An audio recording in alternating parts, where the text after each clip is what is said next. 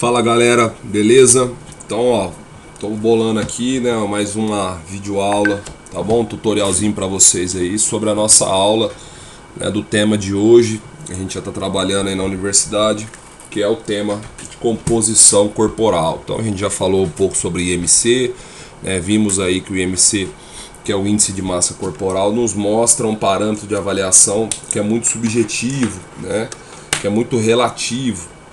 E a gente viu lá através do IMC que muitas vezes a pessoa se encontra num estado de sobrepeso ou até obesidade, mas está feliz da vida. E o motivo dela estar feliz é porque a composição corporal dela é uma composição corporal desejada, uma boa composição corporal. Então, só para você entender um pouquinho o que é, né, essa avaliação, ou como que a gente primeiro chega nessa questão da composição corporal. O que é a composição corporal? Então existe aí alguns modelos, tá bom? O modelo clássico de dividir o nosso corpo em dois componentes, tá? Então ele vai dividir o nosso corpo no compartimento de gordura, tá? Que a gente chama de massa gorda, MG, ou a massa livre de gordura, né?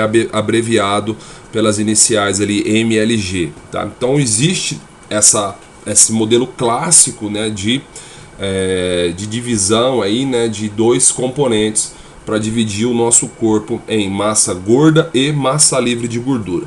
Eu tenho uma outra aula que eu dei num curso de pós-graduação. Então essa aula já é uma aula mais aprofundada e eu vou tentar trabalhar com as duas aqui só para vocês terem uma noção, tá? Esse modelo ou esses modelos, aqui eu tenho 4 modelos que a gente consegue então fazer essa divisão. O primeiro modelo é em dois componentes, tá bom? A gente divide então o corpo lá, gordura, ok? Aqui em cima, e massa livre de gordura. Depois eu tenho um modelo que é o chamado de modelo químico. Então ele divide o corpo em gordura, água, proteínas e minerais. Por exemplo, algumas avaliações que eu faço, a gente chega exatamente nessa divisão aqui. Quando eu consigo avaliar também a quantidade de massa óssea, eu consigo então chegar nesse modelo de composição corporal. A minha avaliação, por exemplo, que eu utilizo, ela dá quanto ele tem de percentual de gordura, quanto que ele tem de massa residual, de água, de proteína, né, massa muscular e também de massa óssea. Mas a gente ainda tem um modelo, né, que divide o corpo através de fluidos metabólicos. Então a gente tem lá gordura, a gente tem também dentro dessa divisão aqui, tá, alguns outros fluidos, né, fluidos extracelulares, fluidos intracelulares, enfim, o próprio o sólido, né, intracelular e também sólido extracelular. Então a gente tem essa divisão por modelo de fluidos metabólicos e ainda uma última divisão no modelo também, onde a gente vai ter um modelo anatômico. Então tem tecido adiposo, tecido mole, músculo, né, ou não esquelético, músculo esquelético e ossos, tá? Eu também algumas avaliações, né, de composição corporal, alguns modelos de avaliação de composição corporal chega nesse esquema aqui, onde você tem essa divisão de composição corporal, tá bom? Vou voltar lá para a aula de vocês. Então, só para você entender aí, ó, nós temos também aqui, ó, o que a gente consegue entender. O nosso corpo, existe a densidade corporal, tanto é que alguns métodos que a gente vai usar, por exemplo, para avaliar a composição corporal, são métodos que vai dar para nós a densidade corporal. Depois nós vamos ter que jogar numa fórmula para chegar na composição corporal. Desculpa a tosse aí, gente. Então vamos lá. A gente consegue entender o seguinte, que essa densidade ela é diferente. Quando a gente fala de densidade de gordura, dessa massa gorda, ela tem uma densidade muito menor. A gente tem lá uma densidade de 901 gramas por centímetro cúbico. Quando a gente fala de uma densidade de massa livre de gordura, essa massa livre de gordura, tudo que envolve, né, essa massa livre, ela tem uma densidade maior. Ela tem uma densidade, né, de 1,100, aí 1,10, na verdade, é 1,100 gramas por centímetro cúbico. Então existe uma densidade maior, tá bom?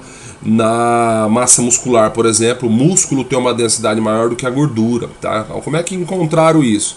Foi feito um estudo, né, de dissecção de cadáver, foi feita uma dissecção com 3 cadáveres em 1963, e aí eles chegaram então, do que é a dissecção? Eles pegam e separam todos os componentes do corpo, pega 3 cadáveres e separa tudo, separa o que é gordura, separa o que é músculo, o que é massa óssea, vísceras ou massa residual, tira toda a água, e aí eles chegaram então na conclusão que a massa muscular tem uma densidade maior. Prova disso é essa imagem que mostra pra gente aqui a diferença do volume de 1 kg de gordura e o volume de 1 kg de músculo. Então o músculo tem uma densidade maior, ele pesa mais.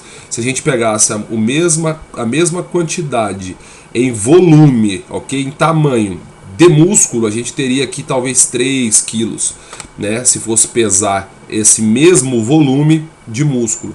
Então o músculo tem uma densidade maior, ele pesa mais, ok? E aí a gente vai falar um pouco sobre avaliação, como avaliar, como chegar, né, no body fat ou no percentual de gordura. A gente tem aí métodos de avaliação. E aí vários autores, né, chegaram à conclusão de que a gente tem aí 3 métodos de avaliação de composição corporal. Métodos direto, indiretos e duplamente indiretos. O que são métodos direto? A dissecção de cadáver, por exemplo, é um. Então esse método direto é o método onde a gente vai realmente fazer uma separação de cada componente, tá, do corpo. Então para que aconteça isso, precisa trabalhar com cadáver. Então é pesado, né, cada componente do corpo, e se estabelece essa relação entre o peso corporal total e o quanto aquilo pesou para chegar então num percentual. A gente vai ver que existe aqui uns valores, né, que a gente usa como valores base para a gente, ou como referência de um estudo onde foi feita essa dissecação de 5 cadáveres. Então nós chegamos a esses valores de referência aqui, ó. Então a gente vê aqui que um homem referência, tá bom? É um homem aí, essas avaliações que foram feitas, chegou numa estatura de referência de 1,74 m, 70 kg. Para essas pessoas, então, o que foi encontrado? Foi encontrado aí um peso corporal em torno de 61,7, essa é a referência que nós temos. Então aí cerca de 86,1% do peso, né, do homem deve ser de massa magra, ou peso corporal magro, ou massa livre de gordura. E aí quando a gente fala de músculo, a referência que nós temos a partir desse estudo é que nós temos aí o homem que tem algo em torno de 44, 45% do seu peso de músculo, tá? E de ossos, né, uma massa óssea, algo em torno de 15%, tá bom?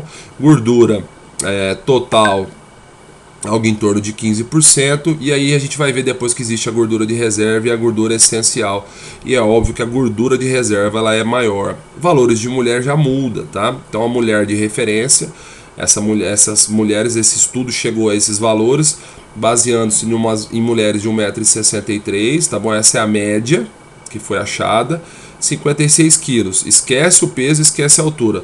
Vamos ver aqui, ó, quantos por cento desse peso deve ser músculo, algo em torno de 36%. Então a mulher deve ter aí a massa muscular dela em torno de 36%, massa óssea em torno de 12%, menor do que a do homem. Tá vendo aqui, ó, músculos menor do que a do homem. Total de gordura 27%. Então a mulher é aceitável e natural, fisiológico, que ela tenha mais gordura, ok?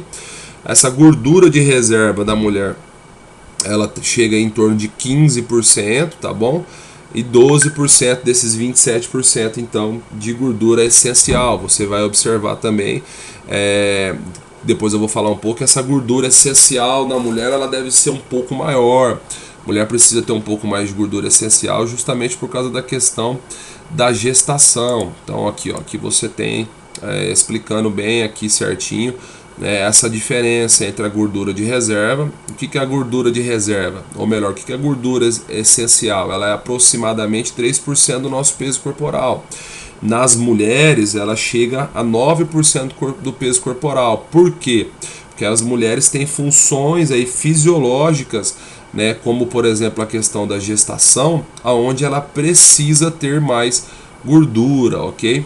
Então por isso essa gordura que a gente chama de gordura essencial. Aonde que ela é acumulada? Na medula, no coração, nos pulmões, nos fígados, rins, baço, enfim, é uma gordura que ela tá ali para proteger, é uma gordura que está ali para que o nosso sistema nervoso central não pare e que a gente consiga ter uma fonte de reserva caso precise, tá bom?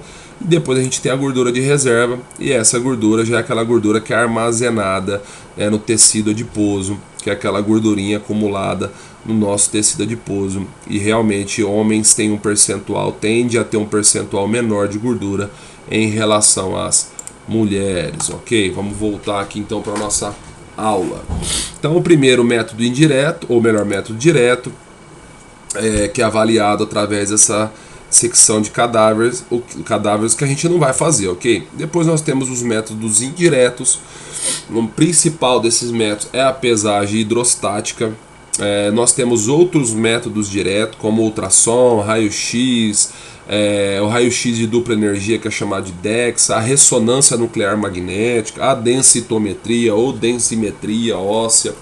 Então são exames laboratoriais, são aí aparelhos, né, como por exemplo a ressonância, onde que você vai ser exposto ali a uma máquina e ela vai fazer a leitura do seu corpo e vai conseguir separar, né, o que é músculo, o que é água, o que é gordura, ok? A gente acaba não usando tanto esses métodos. Hoje tem muito médico, tem muita parceria com clínicas que esses exames ficaram mais acessíveis, tá? Então existe bastante pessoas que procuram realmente esses exames, até pela questão da fidelidade dos resultados, ok? E aí os métodos duplamente indiretos, que é onde entra a nossa aplicação, né? O educador físico vai trabalhar com esses métodos aqui, ó. O método, né, de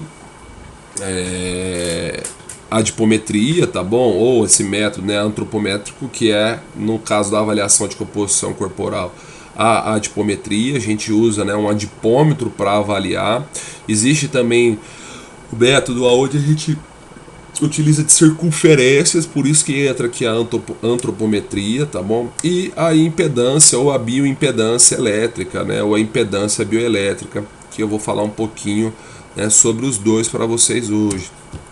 Então, o que é a bioimpedância elétrica? A bioimpedância ela vai dividir, né, os nossos componentes corporais, ela oferece, né, essa separação através de uma resistência elétrica. Então, a gente sabe, por exemplo, que o músculo é formado de 70% água, 30% aminoácidos, proteínas. Então, o músculo, por ter muita água, ele é um bom condutor elétrico, porque a água é uma ótima condutora elétrica. E o músculo também ele é rico, né, em água e eletrólitos. O que é isso? Facilita a corrente, né, elétrica desse aparelho. Se você tem muita gordura, a gordura não é um bom condutor elétrico, tanto a gordura como os ossos. Então o que acontece? Essa corrente elétrica, a passagem dela ela é dificultada, é mais difícil passar. Então essa balança, né, ou esses aparelhos de bioimpedância elétrica, eles vão avaliar a composição corporal através de uma condução elétrica, de uma onda elétrica que vai passar sobre o seu corpo, sem que você tome choque nem nada, ok? E ele vai permitir então essa pesagem e vai permitir essa avaliação de quanto que você tem de gordura e quanto que você tem de massa livre de gordura. Para fazer esse teste, essa avaliação, eu tenho uma balança, eu vou levar, né, para a gente rever essa parte na prática depois. Aí existem algumas recomendações, por exemplo, você não pode tomar medicamento diurético aí, nos últimos 7 dias antes do teste. Por quê? Porque se você estiver tomando diurético, vai mudar a sua composição corporal, vai diminuir a quantidade de água, vai alterar a capacidade de condução elétrica. Segundo, manter-se em jejum pelo menos 4 horas antes do teste. Não dá para comer bastante e ir lá fazer a avaliação. Você precisa ficar um tempo aí sem se alimentar, 4 horas no mínimo. Terceiro, não ingerir bebida alcoólica nas 48 horas anteriores ao teste, ok? Não posso beber. Então, por exemplo, bebi sábado, bebi domingo. Não vai fazer avaliação na segunda, tá? Não realizar atividades físicas extenuantes nas 24 horas anteriores ao teste. Também não dá para treinar forte hoje e querer fazer essa avaliação amanhã. Tá? Não urinar, né, ou manter, ou melhor, urinar pelo menos 30 minutos antes do teste, perdão. Nesse caso aqui a gente tem que urinar. E permanecer aí pelo menos de 5 a 10 minutos deitado, tá bom? Em decúbito dorsal, barriga para cima, em repouso mesmo, antes de fazer essa avaliação da composição corporal. Essas são algumas recomendações, ok? Que você deve passar para o seu aluno se você for realmente usar esse método de bioimpedância elétrica, tá? Então aqui tem um aparelho tetrapolar.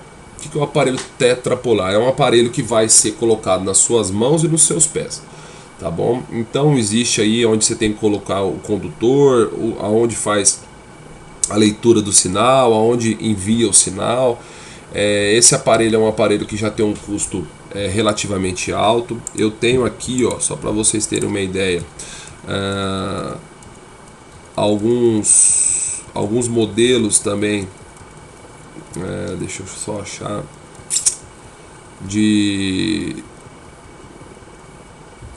aqui, ó, de aparelho. Então tá aqui o aparelho, né, de bioimpedância elétrica tetrapolar, que é esse aparelhinho aqui, tá bom? Esse aparelhinho aí vai estar custando hoje aí algo em torno de R$ 9.000, tá? E a gente tem também as balanças, né, de bioimpedância elétrica, que vai variar, esses modelos de balança aqui, vai variar entre R$ 20 e R$ 85.000, e realmente são modelos, né, que fogem muito da nossa condição, né? É óbvio. Quem vai ter essas balanças hoje é a clínica de médico especializada, né? Nutrólogos, endócrinos, esses caras que vão ter essas balanças hoje. É óbvio que ela tem aqui, ela fornece, né, uma tabela de resultados extremamente valiosa, né? Te dá aí vários marcadores de avaliação, né? Quantidade de proteína, minerais, água corporal, massa muscular, IMC, percentual de gordura. Enfim, ela te dá aqui no relatório, para você ter uma ideia aqui, ó, quantos por cento de gordura no braço, no braço direito, no braço esquerdo, no membro inferior direito, esquerdo, dá a diferença, te dá uma tabela de pontuação, né, para ver se de acordo com a sua idade você tá, quantos pontos você tirou, avaliando seu percentual de gordura, enfim. Esse é um método que foge realmente do nosso domínio, tá bom? E aí a gente tem as balancinhas de bioimpedância elétrica, que é a que eu tenho, que eu vou levar para a gente usar, mais simplesinha, que tem um custo aí de algo em torno de uns R$ 600, me parece que agora está até um pouco mais barata essa balança. Então ela te dá ali peso, altura, IMC, percentual de gordura, percentual de massa muscular, te dá uma idade corporal, uma idade metabólica, fisiológica ali, né? Baseada, óbvio, principalmente no seu percentual de gordura, e também o nível aí em percentual de gordura visceral, tá bom? Então essa balancinha aqui é uma balancinha bem legal, é um método bem bacana. O que é interessante ressaltar? Essa balança, por mais que ela seja bem simples quando comparado a essa aqui, tá? Ela é uma balança que ela vai te dar um valor até relativamente legal, porque ela é uma balança também tetrapolar, tá vendo? Então ela tem um lugar onde você vai colocar os pés, e ela tem esse mamômetro aqui, que é onde você vai segurar, né, colocar suas mãos aqui, para que essa corrente elétrica seja conduzida pelo seu corpo todo. Existe ainda outros métodos de avaliação de bioimpedância onde eles são só, não é tetrapolar, né? Ele é bipolar, quer dizer, ele é só 2 pontos. Então tem alguns que você coloca o pé, ok, mas não segura, e tem outros que é tipo, como se fosse um mamômetro, você só segura, como se fosse um volantinho de Fórmula 1. Talvez na internet aí você acha, eu não tenho nenhuma imagem desse daqui. Esses não são aconselháveis, tá, se você utilizar, porque aquele que vai segurar, ele vai conseguir fazer uma leitura até na linha da sua cintura, né, do seu abdômen. E aquelas balanças que você só coloca os pés e não segura com as mãos, quer dizer, ele não é tetrapolar, ele só vai fazer uma leitura também da parte dos membros inferiores. Então esses valores de avaliação, eles ficam muito longe, né, daquilo que realmente é. Vamos voltar aqui agora. Legal, então a gente falou sobre a composição corporal, dos métodos indiretos, e a gente tem então o método de avaliação da composição corporal pela impedância ou a bioimpedância elétrica, tá? Aí depois a gente tem o método de adipometria. Aqui eu tenho uma imagem de um adipômetro científico, ok? científico tem esse reloginho aqui, ó. Aí você consegue observar nesse reloginho aqui, ó, que o ponteiro maior, ou melhor, que o ponteiro menor, ele vai dar para nós as casas decimais. Se a sua dobra tem, por exemplo, 10 milímetros, 20, 30, 40 milímetros. Nesse ponteirinho aqui você consegue fazer essa leitura. No ponteiro maior, ele vai te dar a unidade. Então, por exemplo, vamos supor que esse pequenininho está entre o 0 e o 1. Se ele não passou do 1, significa que ele ainda pode ser até 9,5. Se ele passar do 1, então eu já saio da casa 0 e entro para a casa decimal 10. Esse ponteiro aqui, vamos supor que esse pequenininho não passou do 1 ainda. Está lá perto do 1, mas não passou. Esse aqui, como o pequeno está lá perto do 1, ele vai estar aqui mais ou menos no 9, 9,5. Então eu tenho uma dobra de 9,5 milímetros, ok? Vamos supor que esse ponteiro menor esteja entre o 2 e o 3. Se ele ainda não passou do 3, então ainda é 20, casa decimal 20, casa decimal 2. Então eu tenho aqui 20 milímetros. Se está bem no meio, significa que o ponteiro maior, que tem ligação com o menor, vai estar mais ou menos aqui no 5. Então eu vou ter mais ou menos uma dobra de 25 milímetros. É óbvio que explicando aqui para vocês é difícil de entender. Vai ficar muito mais fácil quando a gente tiver a nossa aula prática lá, ok? Não é fácil lidar com o adipômetro científico, tá bom? Mas vocês vão aprender, fiquem tranquilos lá na nossa prática. E eu quero apresentar para vocês também o adipômetro clínico, tá? Um adipômetro muito mais fácil de fazer a leitura, realmente muito mais fácil de se utilizar, tá? Para a gente avaliar esse percentual de gordura, né, o body fat dentro das academias, a gente precisa então usar esse método de dobras cutâneas, tá bom? Ele é fácil de usar, é fácil a aplicação, essa é uma das vantagens. É barato se comparado, por exemplo, aos métodos, né, daquela balança de 80 mil. Você falar para o seu aluno fazer uma ressonância magnética toda vez que você quiser avaliar ele, tá? Qual que é a desvantagem, tá? A dificuldade de isolar o tecido adiposo e a musculatura. Então é difícil muitas vezes você destacar essa dobra. Vocês vão ver na prática que não é fácil. Por isso que eu falo para vocês que tem que ter muita vivência, fazer várias vezes, tá bom?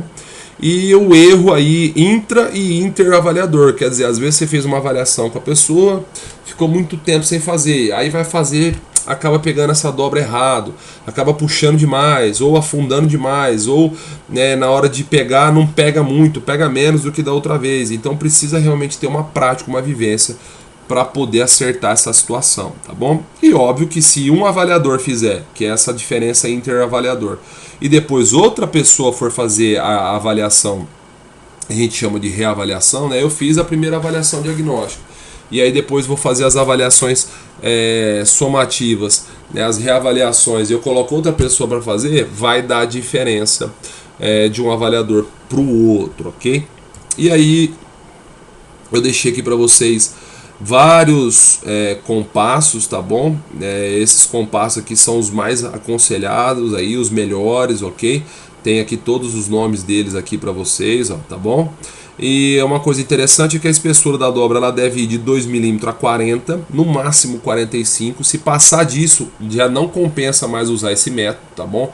Mas eu vou falar mais sobre isso numa próxima aula, senão fica muito longo aqui o nosso vídeo. O que eu quero que vocês façam, tá bom? Primeiro passo agora é fazer um relatório para mim comparando os métodos de avaliação de bioimpedância elétrica ou impedância bioelétrica e adipometria. Eu quero que vocês pesquisem e me falem onde e quando e com quem é melhor usar qual tipo de método. Por exemplo, é melhor usar adipometria com qual tipo de aluno?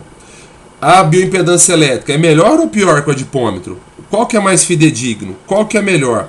Com quem que eu devo usar a bioimpedância? Com quem que eu devo usar a adipometria? Então é isso que eu quero que vocês façam. Eu espero que a aula tenha sido proveitosa, que vocês agora vão ter os slides de vocês aí para vocês pesquisarem, e depois a gente vai falar um pouco sobre essa diferença, né, do adipômetro científico e clínico. Beleza? Abraço e tamo junto. Qualquer dúvida chama eu.